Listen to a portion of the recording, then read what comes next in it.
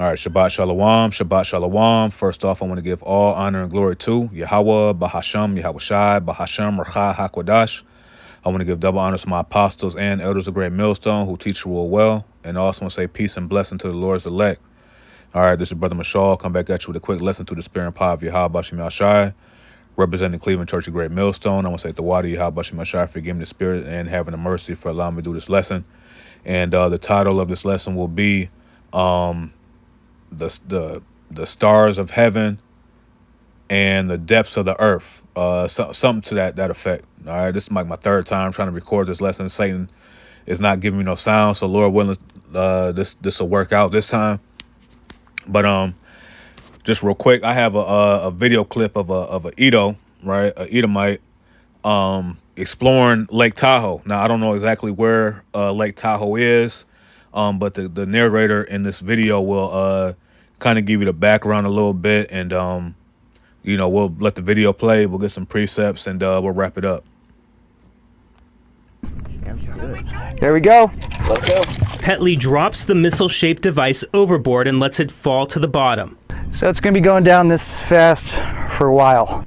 Here the lake is more than a quarter of a mile deep. The camera records the whole way down, the image getting darker blue as the sunlight disappears. It is so deep, it takes more than 4 minutes to travel to the bottom. What we see when the camera gets to the end of the line may not look all that impressive, the muddy bed of Lake Tahoe, but it's still an achievement. This is one of the deepest points of the lake ever seen by humans. Other submersibles and scuba divers have brought back underwater video and pictures from shallower points. The University of Northern Illinois tried to examine the fault line at the bottom of the lake 3 years ago, but never made it because of technical problems.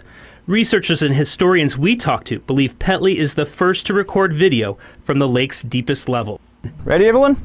And you see that's from 2016. All right, so that's a couple of years ago, but it just still shows you the technology that we have today, and still Esau can't upset prophecy, right? Searching the depths of the sea, right? Measuring the stars of heaven. It's not working for him. No matter how much information he gets on the left-hand side, the Lord is only going to allow him to have so much information, So with that, that's just showing that how Esau gets down. He accomplishes a diligent search. He wants to be everywhere, be around the fish and, all type of, weird stuff, man. That's how he's designed. But really, he's trying to upset prophecy by searching out the depths of the sea, measuring the stars of heaven, because that's what the scriptures say. Let's go to Jeremiah 31. And let's start at verse 35. It says, "Thus saith the Lord Yahweh Bashim Yahushai, which giveth the sun for a light by day, and the ordinances of the moon and of the stars for a light by night, which divideth the sea when the waves thereof war. Yahweh of hosts is his name. If those ordinances depart from before me, saith Yahweh, then the seed of Israel also shall cease from being a nation before me forever." You see, so if the sun, the moon, and the stars stop doing what the Lord tells them to do, then the Lord will cast Israel off, right, forever. And then jump down to the 37th verse, continuing on. It says, "Thus saith Yahweh, if the heaven above can be measured, and the foundations of the earth searched out beneath, I will also cast off all the seed of Israel for all that they have done, saith Yahweh." You see? So if heaven above can be measured, and the foundations of the earth searched out beneath. You see? So this is why Esau has certain government programs to designed to try to search those matters out. Right? You have the Navy, which is the military portion, the water portion of the military, Salakia. Now, not only do they patrol the waters and quote unquote defend, the America through the waters, what are they doing? They're also searching, right? What's below the waters, and they're not doing a good job, man. You know, because I have an article. Let's see if I can pull it up. I think I still should have it up.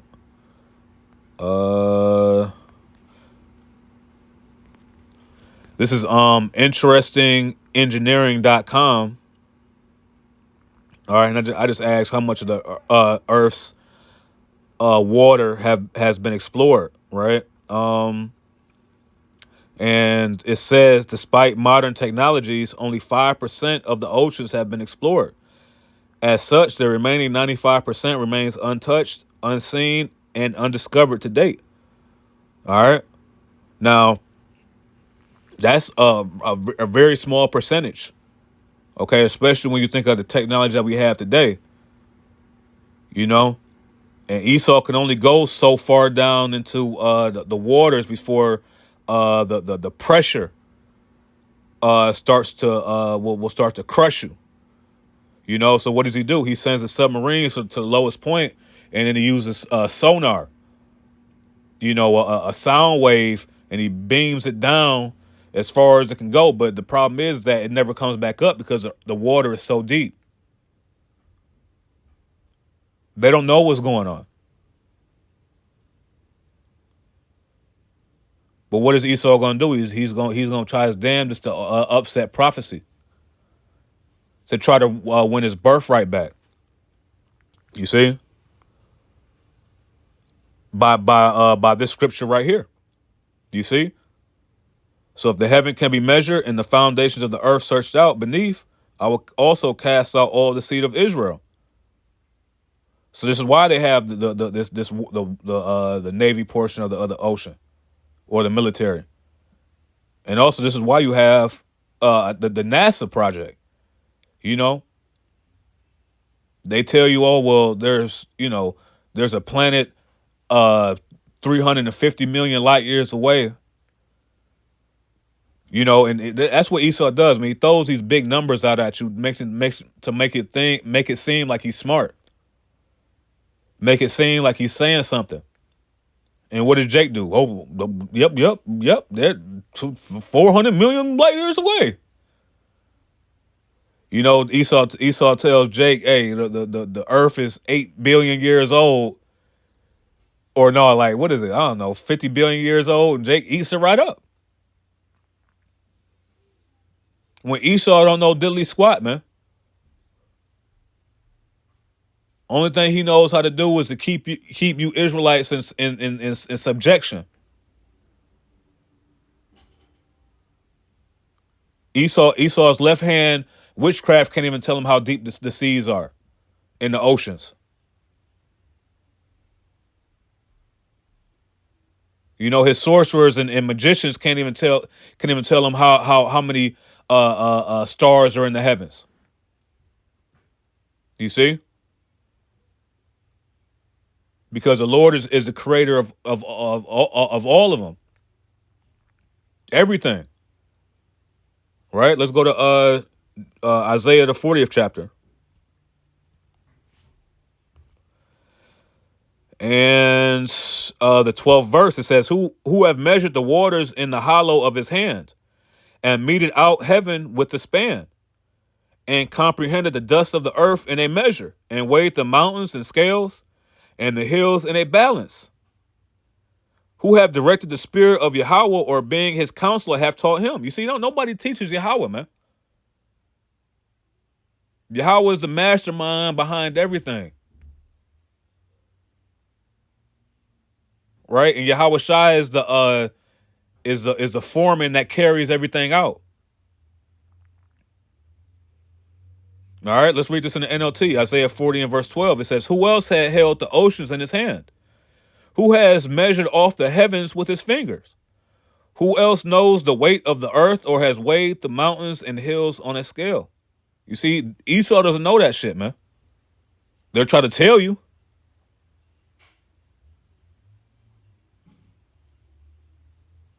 But he don't really know what's going on, man. But he wants you to think that he knows what he's talking about.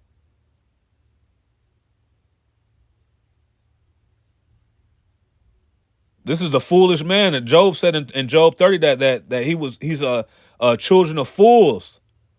children of basemen. But the Lord set them up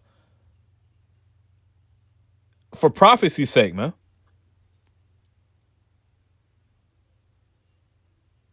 All right. This is what the Lord is trying to tell us, man. Just the same thing as he did to Pharaoh in Egypt. Same thing he did to Nebuchadnezzar in Babylon.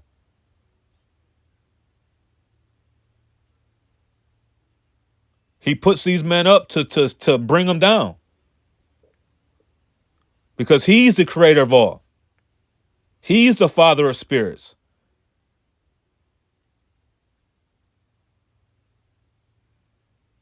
You know what? Let's go to what's that? What did he tell Job? Let's go to Job 38. What did he tell Job? Job 38 and verse 4. It says, "Where wast thou when I laid the foundations of the earth? Declare if thou hast understanding. Who have laid the measures thereof, if thou knowest, or have stretched, or who have stretched the line upon it?" Let's see. Whereupon are the foundations thereof fastened, or who laid the cornerstone thereof? You see? So this is all a rhetorical question. All right? That the Lord is asking Job. Right? So this is the same thing that the Lord is asking Esau, man. You're a creation. And you're trying to overthrow my plans that I have set up for my people. You know, trying to number the children of Israel, right, with the census and all this stuff. You know, it don't matter how many so-called rockets you shoot up into the ozone layer, right? You know, but you can't get past the firmament. It don't matter how many submarines you send down to the depths of the ocean. As far as you can go, you're never going to get on the level of Yahweh Shem Shai, man. Because Esau's God complex has him thinking that he is God, man. But the Lord is going to show him that he's just a man. You know, let's go to Second Esdras, the 16th chapter, and the 55th verse. It says, "Which spake but the word, let the earth be made, and it was made." And this was all by the word, which is who? Yahweh Shai. Okay. It says, "Let the heaven be made, and it was created. In his word were the stars made, and he knoweth the number of them." You see, the Lord knows the number of the stars because he ordained Yahweh Shai to do that, man. It says, "He searcheth the deep and the treasures thereof. He have measured the sea and what it containeth." So the Lord already measured the sea, man. And all the species that are in the sea.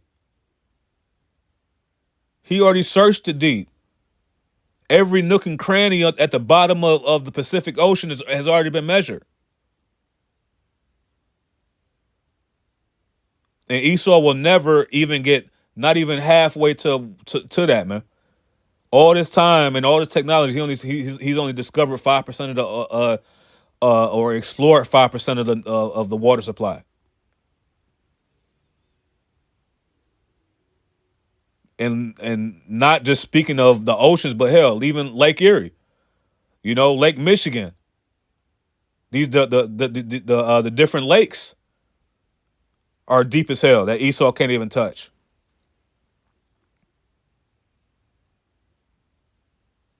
So Esau is losing, man.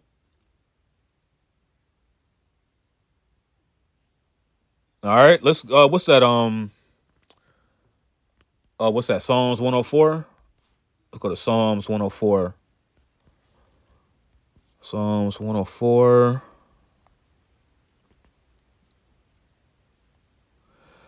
And And verse 2, it says, who coverest thyself with light as with a garment, who stretches out the heavens like a curtain. You see, so the stars of heaven are like a curtain that you open the curtains in the morning, you just pull them back. When it get dark, you close them back. That's how the Lord did the stars of heaven, man. The vastness of the unknown that we can't even see. Because we're a minute speck in the eyes of Yahweh Bashim Yahushai, man, compared to everything that's out there. When you really sit down and think about it.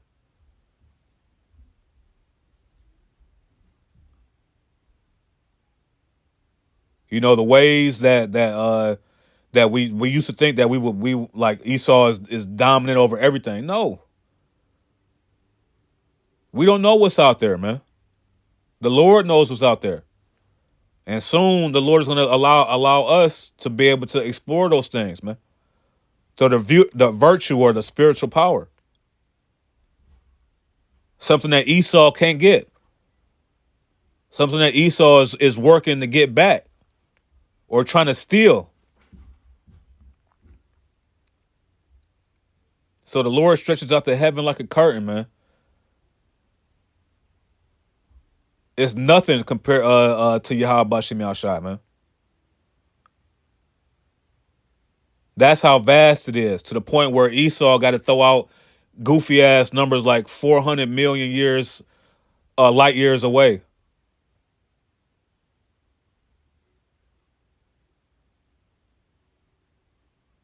And then what does Jake do? He eats it up. Oh yeah, well, yeah, man, that sure is 400 million light years away. Esau tell you that the Earth is 2 trillion years old, and here go Jake. Well, yeah, Esau said that's true. And Jake don't know what the hell going on, because Esau don't know what the hell going on, man. Only thing Esau knows how to do is to keep you Jakes in subjection, man. That's it. And let's go to we're gonna end it off in Proverbs, and let's see what King Solomon said while he was speaking in the spirit of Yahweh Shai. Proverbs 8.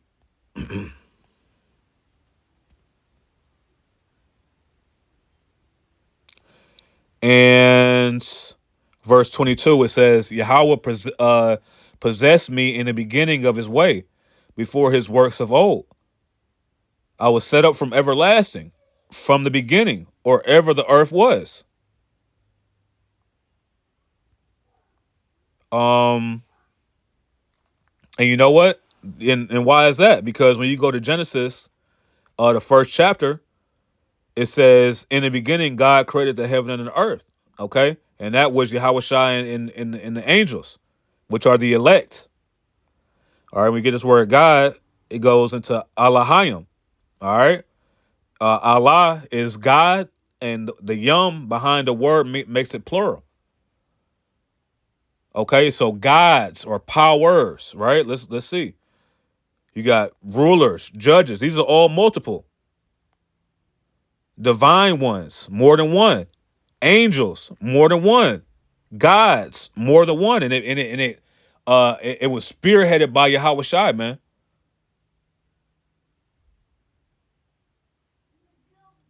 Okay, so when Yahweh Shai says that he was here from everlasting, let's go back to Proverbs 8.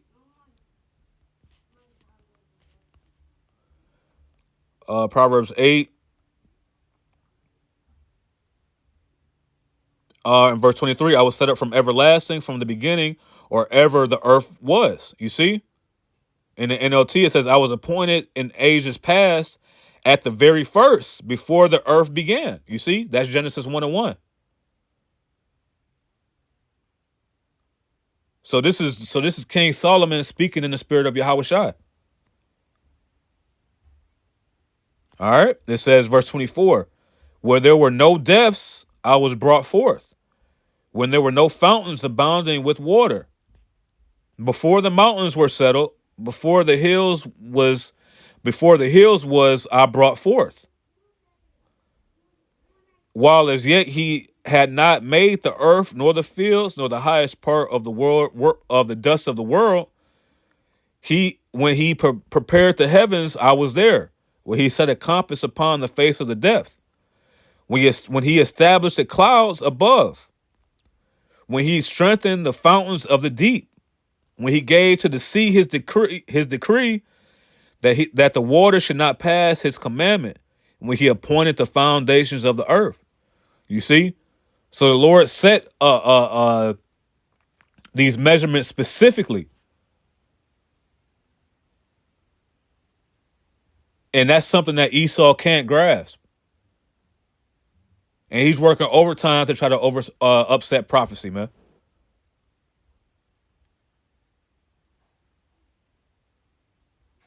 But when you read the Jeremiah 31st chapter, and it talked about if those ordinances were to fail, then he would cast off the children of Israel.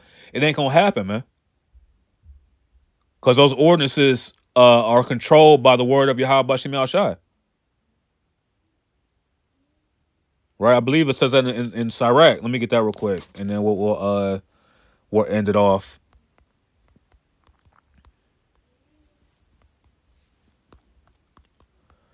Let's see.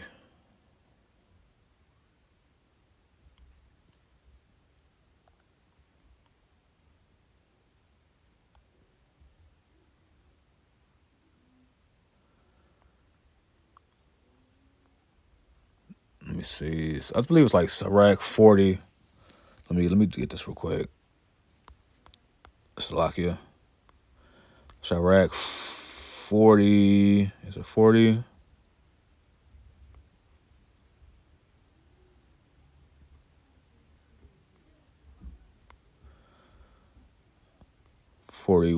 One might be 44. Salakia 43. Ecclesiasticus 43. And verse 5. It says, "Great is the Lord that made it, and at his commandment runneth hastily. He made the moon also to serve in her season for a declaration of times and a sign of the world." Okay, so he made the moon to serve, right? Let's see. Yep, here we go. This is what I want right here. Verse 9, "The beauty of heaven, the glory of the stars, an ornament giving light in the highest places of the Lord. At the commandment of the Holy One, they will stand in their order and never faint in their watches." You see? So this is why when we go back to Jeremiah, the 31st chapter, we see that this is a rhetorical statement. Right? Thus saith the Lord, verse 35, "Thus saith the Lord, which giveth the sun for a light by day, and the ordinances of the moon and of the stars for a light by night, which divideth the sea when the waves thereof war. The Lord of hosts is his name. If those ordinances depart from me, saith the Lord, then the seed of Israel shall cease from being a nation before me forever." You see? So that's why it says at Sirach 43:10, "At the commandment of the Holy One, they will stand in their order and never faint in their watches." You see? So this is a rhetorical thing that's never going to happen. The Lord is never going to cast off the nation of Israel because those ordinances are ordained by Yahweh Bashim Al-Shai. Just like the stars of heaven and the depths of the sea are ordained by the Heavenly Father, and no man can put a number on that. All right, so Lord willing, this was edifying. I want to give all honor, glory, and infinite worship to Yahweh, Bahashem Yahweh Shai, Bahashem Racha HaKodash. I want to give double honors to my apostles and elders of Great Millstone. Till next time I say, Shalom.